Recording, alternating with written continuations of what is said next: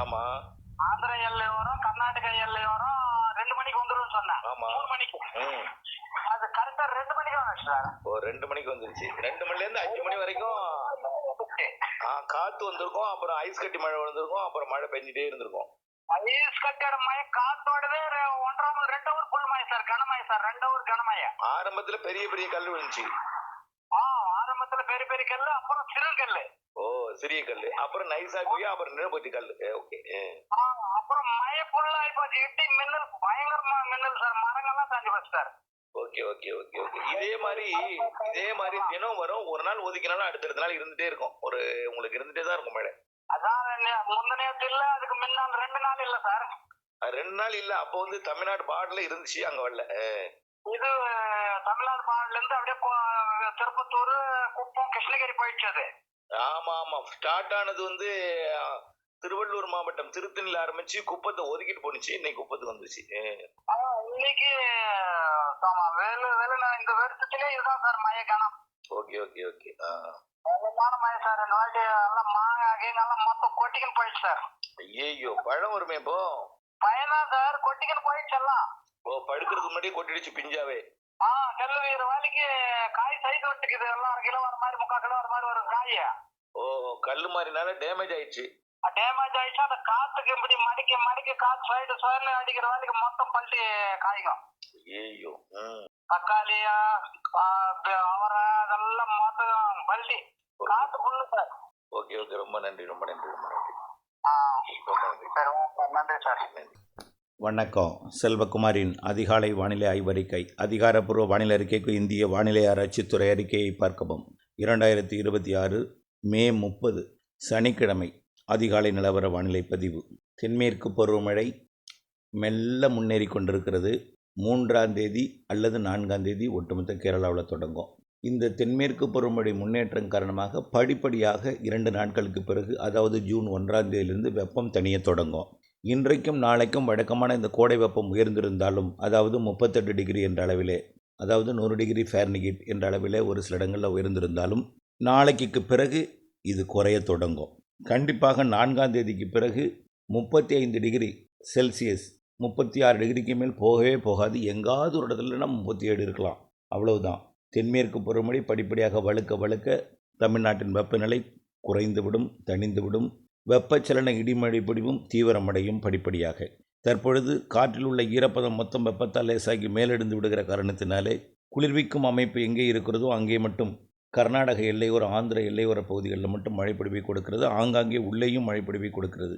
நேற்றைக்கு பார்த்தீங்கன்னா திருப்பத்தூர், வேலூர் மாவட்டத்தில் தொடங்கிய மழை ஆந்திர பகுதி குப்பம், நகரி, சித்தூர் இந்த பகுதிக்கெல்லாம் கொடுத்து, பிறகு கிருஷ்ணகிரியெல்லாம் கனமழை பொழிந்திருக்கு. சாலையெல்லாம் வெள்ளப்பெருக்கு ஏற்பட்டிருக்கிறது. தருமபுரி, ஈரோடு மாவட்டம் வடக்கு பகுதி, அப்படியே பார்த்தீங்கன்னா ஈரோடு பெரும்பாலான வடக்கு பகுதிகளில் பொழிந்து, கோயம்புத்தூர் மாவட்டத்தோட அன்னூர், கோயம்புத்தூர் மாநகரத்துக்கு வடக்கே நீலகிரிக்கும் கோயம்புத்தூருக்கும் இடைப்பட்ட பகுதி வழியாக கேரளாவிற்குள்ள அந்த இடிமழை பொழிவு இரு காற்று இணைப்பால் கொடுத்து விலகியது.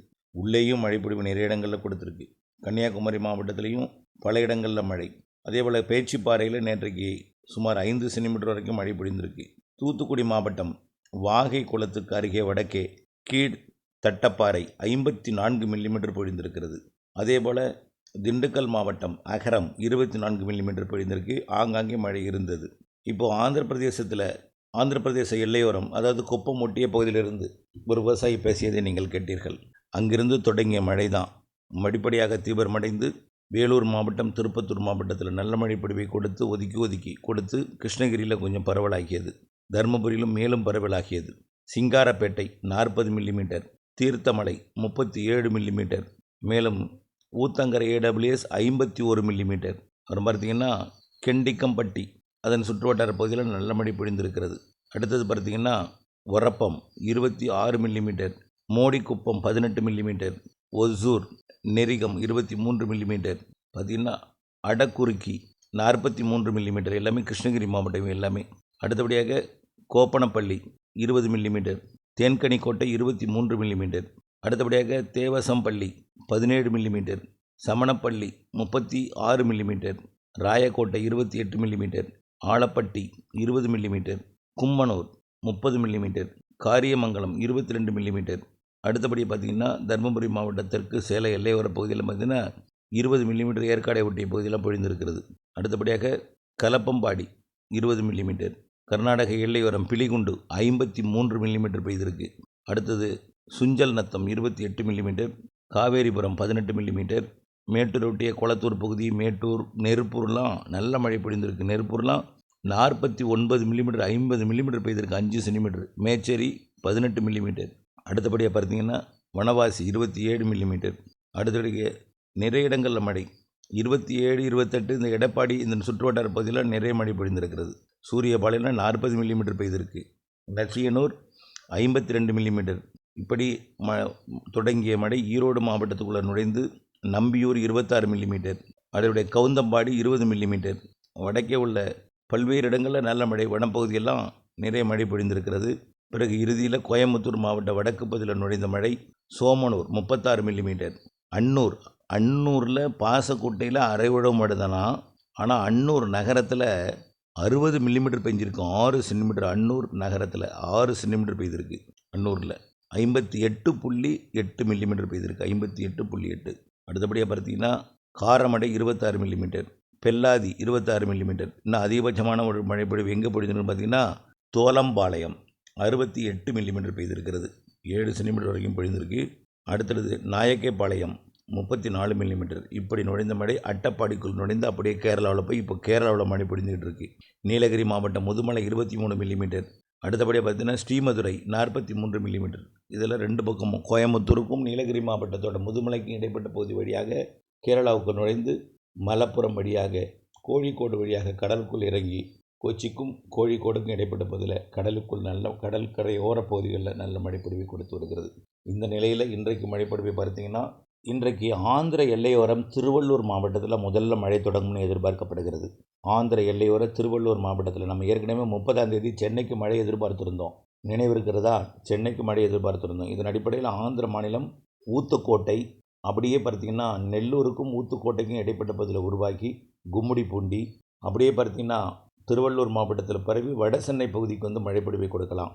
பிறகு அந்த மழைப்பொழிவு ராணிப்பேட்டை, வேலூர், திருப்பத்தூர், காஞ்சிபுரம் மாவட்டத்தின் காஞ்சிபுரம், ஸ்ரீபெரும்புதூர், தண்டலம் உள்ளிட்ட பகுதிகளுக்கும், கண்டிப்பாக ஸ்ரீபெரும்புதூர், காஞ்சிபுரத்திற்கு கனமழை பொழிவையும், அதற்கு பிறகு ஆரணி, செய்யாறு, திருவண்ணாமலை மாவட்ட பகுதிகள், ஆற்காடு உள்ளிட்ட ராணிப்பேட்டை மாவட்ட பகுதிகளுக்கும், வேலூர், ஆந்திர எல்லையோரம் உள்ள பெரும்பாலான பகுதிகள், ஆந்திர பகுதி குப்பத்திற்கும், அதேபோல் சித்தூருக்கும் நகரிக்கும், அதையும் தாண்டி திருப்பத்தூர், வேலூர் மாவட்டத்தில் பெரும்பாலான பகுதிகள், திருவண்ணாமலை மாவட்ட பகுதிகளுக்கு மழைப்பொழிவை கொடுத்து அப்படியே வழக்கம் போல் கிருஷ்ணகிரி, தருமபுரி, சேலம், ஈரோடு, நீலகிரி, கோயம்புத்தூர் வடக்குக்கு வந்து மழைப்பொழிவை கொடுக்கும். தென் மாவட்டங்களில் நேற்றை விட இன்னைக்கு கொஞ்சம் கூடுதல் மழைப்பொழிவை கொடுக்கும். தூத்துக்குடியில் ஒரு இடமும் கன்னியாகுமரியில் ஒரு இடம் ஒரு சில இடங்களில் கொடுத்த மழை, திண்டுக்கல்லையும் மழைப்பொழிவு நேற்றை கொடுத்தது. நத்தமுள்ள மழை தான். இன்றைக்கும் அதுபோல் கொஞ்சம் கூடுதல் பரப்பில் மழைப்பொழிவை கொடுக்கும். இறுதியில் இரவு இந்த ஆந்திர பகுதியில் உருவாக்கக்கூடிய மழை பெங்களூருக்கு இன்றைக்கு கனமழை பொழிவை கொடுக்க வாய்ப்பு அதிகமாக இருக்குது. எழுதி வைத்து கொள்ளுங்கள். திடீரென்று என்ற ஊடகத்தில் பெங்களூரில் கொட்டி தீர்த்த மழை, எதிர்பாராத மழை, காற்றுடன் மழை என்று ஊடகங்களிலே செய்தி வரும். பாருங்கள், எதிர்பாராத மழை என்றும் காற்றுடன் மழை என்றும் இன்றைக்கு பெங்களூரில் மாலையில் இரவில் கனமழை பொழிவு காத்திருக்கு. பெங்களூரு மட்டும் இல்லை, பெங்களூரு, ஓசூரு, கிருஷ்ணகிரி, தருமபுரி மற்றும் அப்படியே கல்பராயன் மலைப்பகுதியை ஒட்டி வரைக்கும் ஊத்தங்கரை, அப்படியே செங்கம், திருவண்ணாமலை மாவட்டத்தோட பெரும்பாலான பகுதிகள், கள்ளக்குறிச்சி, விழுப்புரம் மாவட்டத்தையும் கொடுத்து சென்னைக்கும் திருவள்ளூருக்கையும் தாண்டி வந்து கூட நள்ளிரவில் மழைப்பொழிவை கொடுக்கலாம். மீண்டும் இரண்டாவது முறை அது செங்கல்பட்டுக்கும், விழுப்புரத்திற்கும், கடலூருக்கும், புதுச்சேரிக்கும் கூட கொடுக்கலாம். கண்டிப்பாக புதுச்சேரி, விழுப்புரம், செங்கல்பட்டு, காஞ்சிபுரம், மற்றும் கள்ளக்குறிச்சி, திருவண்ணாமலைக்கு நல்ல மழை காத்திருக்கிறது இன்றைக்கு இரவு. பிறகு அந்த மழைப்பொழிவு அப்படியே அரியலூர், பெரம்பலூர் மாவட்டத்திற்கும், மயிலாடுதுறை மாவட்டத்தோட வடக்கு பகுதிக்கும், திருச்சி மாவட்டத்தோட வடக்கு பகுதிக்கும், கொல்லிமலை உள்ளிட்ட நாமக்கல் மாவட்ட பகுதிக்கும், சேந்தமங்கலம் உள்ளிட்ட நாமக்கல் மாவட்ட பகுதிக்கும், ராசிபுரம் உள்ளிட்ட நாமக்கல் உள்ளிட்ட அதேபோல் கரூர் மாவட்ட காவிரி கரையோரம், திருச்சி எல்லாம் இன்றைக்கு மழை வாய்ப்பு பிரகாசமாக இருக்கிறது. இன்றைக்கு நள்ளிரவிலே அந்த மழைப்பொழிவு வந்து கொடுக்கும்.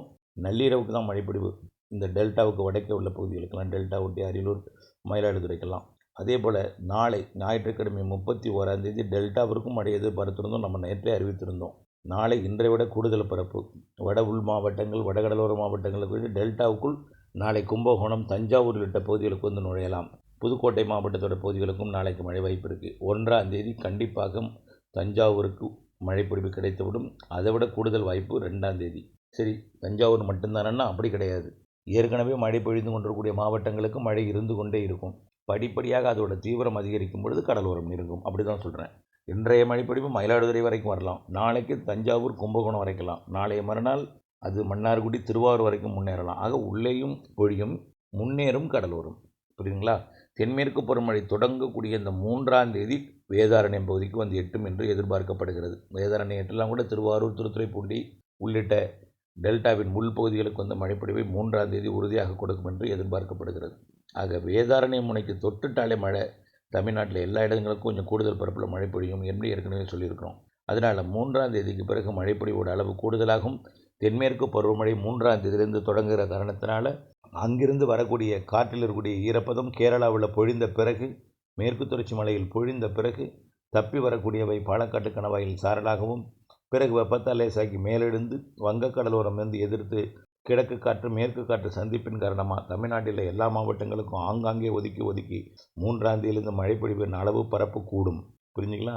இதுவரைக்கும் மழை இல்லையே, எங்களுக்கு எப்போ நீங்கள் மனசில் கொஷின் கேட்டுக்கிட்டு இருக்கலாம். அந்த கேள்விக்கு பதில் அதே தான். இன்றைக்கு சென்னை நெருங்கும்.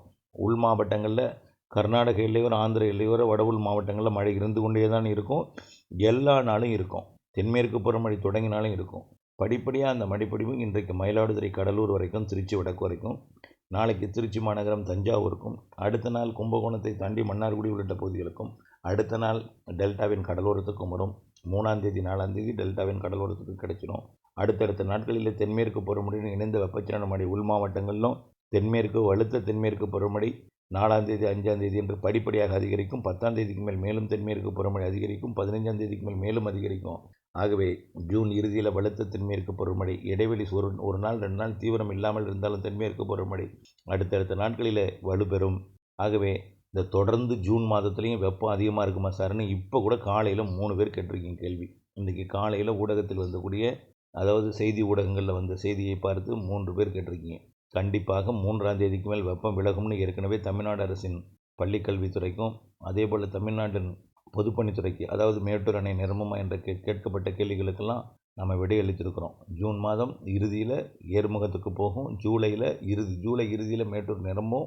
ஆகஸ்ட்டில் உபரிநீர் திறக்கும் அளவிற்கு தண்ணீர் இருக்கும். சூப்பர் எல்லினோலாம் மனதில் போட்டு குழப்பிக்கொள்ள வேண்டாம். நம்முடைய ஆய்வறிக்கை இந்திய பெருங்கடல் வெப்பத்தை வைத்து கணக்கெடுக்கிறோம். பசிபிக் பெருங்கடல் அது எல்லினோவே உருவானாலும் அது இந்திய பெருங்கடல் மழைப்பொழிவை, அதாவது வடக்கு இந்திய பெருங்கடல், வங்கக்கடல், அரபிக்கடல் மற்றும் நிலநடுக்கோட்டு இந்திய பெருங்கடல் மற்றும் தெற்கு இந்திய பெருங்கடல் அதிகமான வெப்பம் இருக்கிற காரணத்தினாலே கண்டிப்பாக தென்மேற்கு பருவமழை பற்றாக்குறை இருக்காது. அது குறிப்பாக கேரளா ஒட்டியிருக்கக்கூடிய தமிழ்நாட்டுக்கு நீர் வழங்கக்கூடிய, ஆந்திராவிற்கு நீர் வழங்கக்கூடிய அனைத்து நீர்பிடிப்பு பகுதிகளுக்கும் நல்ல மழை இருக்கும். இமயமலைக்கும் நல்ல மழை இருக்குது என்பதை நம்ம தெரியப்படுத்த விரும்புகிறேன். ஆகவே தொடர்ந்து வெப்பம் செப்டம்பர் வரைக்கும் இருக்குமா சார்னு அச்சத்தோடு கேட்குறீங்க. அப்படி கிடையாது. பொறுத்திருந்து பாருங்கள். ஒரு 2 நாளைக்கு தான் வெப்பம். 3ஆம் தேதிக்கு மேலே வெப்பம் குறைந்துடும். 4ஆம் தேதிக்கு மேல் மேலும் குறையும். படிப்படியாக தென்மேற்கு காற்று வந்து முற்றிலுமாக வெப்பத்தை விலக்கிவிடும். வெப்பச்சலன இடிமழை பொழிவு பரவலாகும். மேற்கு தொடர்ச்சி மலையில் வலுத்த தென்மேற்கு பருவமழை என்பதை புரிந்து கொள்ளுங்கள். இணைந்தே இருங்கள் அப்டேட்ஸுடன். அச்சம் பீதி கொள்ளாமல் அப்டேட்ஸுடன் இணைந்திருக்க அன்போடு கேட்டுக்கொள்கிறேன். நன்றி.